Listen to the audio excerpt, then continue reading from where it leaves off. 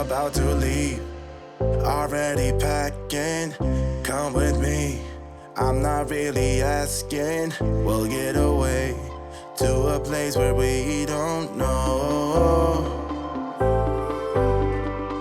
About to see. I don't even think I've entered this vlog yet, but hello. I'm rereading Immortals After Dark for the read-along that I'm hosting. Y'all, I am 10 chapters in. I'm on chapter 10 right now. I have 2 hours and 45 minutes left in the audio. I'm kind of hopping back and forth a little bit. Oh my gosh. It's so good. I forgot so much of this book. I mean, I read these all very moderately quickly with the Fated Mates podcast, so I'm really enjoying revisiting them. I feel like I could revisit this series like every year and notice new things. Anyways, I just love how we open with such a bang with Lachlan. He's like, I have to get to her. I'm gonna rip my leg off. This is not a spoiler. This happens in chapter 1. And I love that premise. And then Emma, we have such a like, I feel, we'll notice this as we continue the series, like Cressley delivers very varied and nuanced heroines. They're never the same.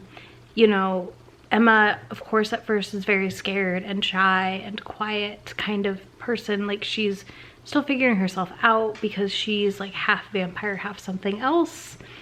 And she doesn't fully know what. She thinks Valkyrie, I believe. I'm not sure. Either way, she's got like pointy ears. So she is like figuring it out, and she hasn't had a bad life by any means, but she definitely has lived a lot of her life scared because of her hybridness. And Lachlan's out here as a Lycae or a werewolf, and he his mortal enemy is like vampires, and he's been locked up by the vampires for like the last 150 years. And I just love, like, we get to it. Like, he is like, you're it. And I love, spoiler for chapter 9. So I love the fact that we see Lachlan lose control and she wakes up and the hotel room has been destroyed.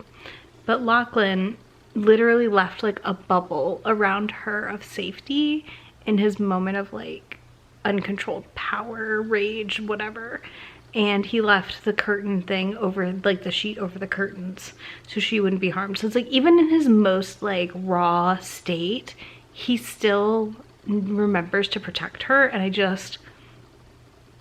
love it. I love it so much. Like, these books are my id, like through and through, to an extent. Like, these books give me everything I want out of paranormal, pretty much. It's like super alphas that are kind of ridiculous and also like are kind of softies inside, aka alpha mellows to an extent. But yeah, man, this opens so strong and I love it. All right, I'm gonna get back to reading it. I will talk to you soon. Okay, we have to talk about A Hunger Like No Other in depth, in full details. I'm not going to do like dedicated full reviews for these. I'm just going to review them as I finish them in these vlogs because honestly, they're so good. And I just like rereading Lachlan and Emma's book was amazing. I loved seeing the character growth Emma goes through. She's so unsure of herself and like she's kind of not trusted, but like I feel like the Valkyries don't believe in her enough, and she really gets to spend this book figuring out who she is and what her strengths are. She kind of does the unthinkable, let's be real. Like, spoilers on this, you know, she murders her dad for Lachlan, and that alone is incredible. And I just feel like we don't always get a good heroine story like this. We always see heroes that grow and change and shift, but I don't often feel like we get to experience a heroine like finding herself in full through a paranormal romance. And that's what happens here, and it's just freaking delightful, and I honestly cannot wait to continue on with the series. I gave this 3 stars on my first read, and I have given it 5 stars on my reread because I feel like I have so much more context for the world and what's happening right now than I did obviously when I first read it. So I totally get why some people don't like this book. Or the series as a whole, but for me, there's just something about the writing in Cressley Cole that I find very gripping and enjoyable. I mean, obviously we'll see very soon if I feel similarly about like Nalani Singh's stuff with the Psy Changeling, but I love ridiculous alphas and ridiculous plots, and that is this. I mean, he tears his leg off to go find her. It's so good. All right, anyways, I'm gonna go to bed. I'm gonna go read some other books. I'll talk to y'all soon. Hello. It's a unwashed hair day, and I've been doing a lot of prep this morning, but I started listening to No Rest for the Wicked, and I'm already 9 chapters in. And I love, like, every book, I just love, like, all these vlogs are just gonna be me talking about how much I love these books, and I'm sorry, but I'm not sorry. So I just am honestly so in love with these books. I love book 2, No Rest for the Wicked, so much. I love that we're starting the high, I think that's how you say it. And I'm really excited to watch everyone develop, because, like, you know, we're getting snippets, and the reading order we're doing for this read along is the Fated Mates order, so you don't read that novella first. So you already, like, in this book are seeing the characters from the novella Mist and oh my god, what's his name? Brain. It's not Sebastian. No, it's not Conrad. Sebastian's this book. Nikolai Roth's, like, and Mist being happy together. So, like, you know it's possible for a Valkyrie and a vampire to be together. But I just love that, like, Sebastian's like, I don't want to live, I don't want to be a vampire, this is terrible, and just, like, goes and hides out. And then he's like, wait a minute, but I really want you, and I don't know why I want you so bad. And the opening is so strong because, like, they're basically dry humping. And that leads to just so much goodness. And she's basically sent to kill him and then doesn't, so it's great. It's great. Y'all, I love these books so freaking much. So much. I love these books so much. But yeah, we're entering into, like, this really great period with the high and the competition and, like, the Roth brothers story. I can't wait till we get to Conrad. That's one of my favorite books. Yeah. I love Katerin too. She's, like, again, we really get very different heroes and heroines throughout, although most of these heroes are pretty alpha. Sebastian feels a little more like a beta. He's very, like, would do anything for Katerin, and Katerin is just, like, cold. She's called cold-hearted because she, like, doesn't have emotions, and maybe she's being misjudged. I just love it.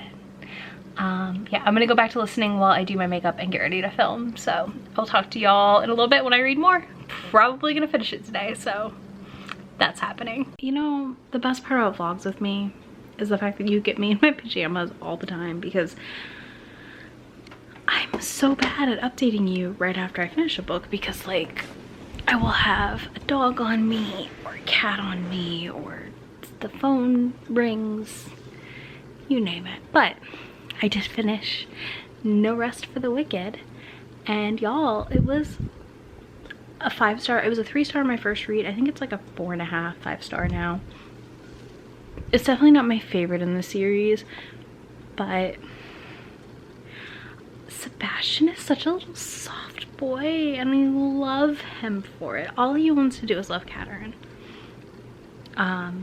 All he wants is to love her and tell her she's worthy. Also, the plane scene, whew. I was like, this is steamy. I love this book. I love this series. I feel like that's all these vlogs are gonna be, is me telling you how much I love this book, how much I love this series. But, like, you know, No Rest for the Wicked starts off with such a different thing than A Hunger Like No Other, which is delightful. I love when series like really vary what they're doing. And I think in No Rest for the Wicked we're getting, you know, such a vastly different character from Emma in A Hunger Like No Other. And when we go into the third book here, it's gonna be the same thing. And like Sebastian is so soft comparatively. He's definitely like an alpha mellow. You know, like my fave kind of hero. Like, I don't know if I shut up about alpha mellows last year, but like they are my thing. I'm 100% married to one. Like, they're the best. Because when they need to be in charge and take care of shit for you, they do. But when you need them to be like a gentle teddy bear, they're a gentle teddy bear. It's great. And yeah, Sebastian is just like a little emo boy. Oh, he's such a little emo boy and I love it. Yeah, I loved it so much. So much. What else do I want to say? The ending gets me every time. Every time that ending gets me. He like goes back and saves her, and then they go save her sisters, and she like gets mad, and it's so good. Cressley just takes me to another world, and I love it. I live for it. It's amazing. Yeah, it's so good. So good.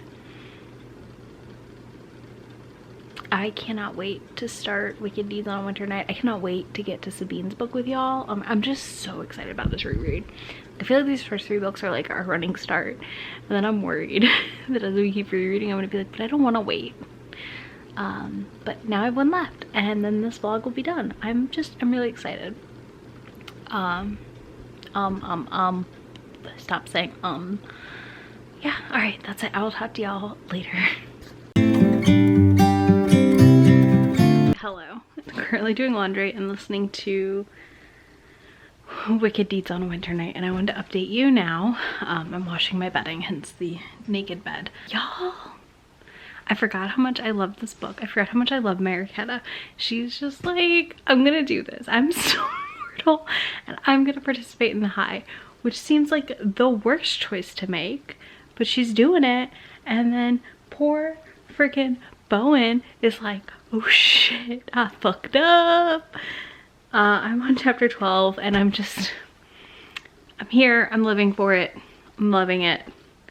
I'll update you in a little bit when I'm a little further along, but I just love these books so much, y'all. So much. Hello friends and enemies, I'm back. I finished the last book, which is Wicked Deeds on a Winter's Night, which is Mariquetta and Bowen's book, and I really love Mariquetta. She's such a fun heroine. I love that she's a witch. I love that he's a werewolf. He's like secret sad boy, kind of like Sebastian in book 2, but like also he's kind of a tortured alcohol. And I do love that we like get to see him tortured a little at the end. And yeah, it was a 5-star reread.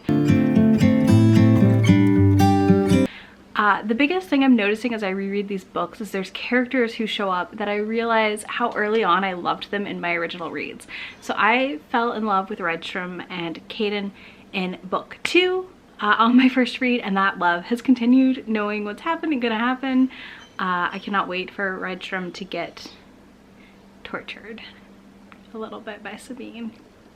Cannot wait. But yeah, I really love these 3 books. I think they're such a good entry. I think if book 1 doesn't connect with you and book 2 doesn't, like, you can give up the series, it's fine. But I do think if like you don't like 1, you might like 2 more, and it just kind of continues to build. And I have to commend Cressley Cole at the end of the day, because we are reading books in a series that have very different characters. No character feels the same. I never read one of her next in the series and think, oh, that character is just like Emma, or that character is just like Mariquetta, or that character is just like Catherine.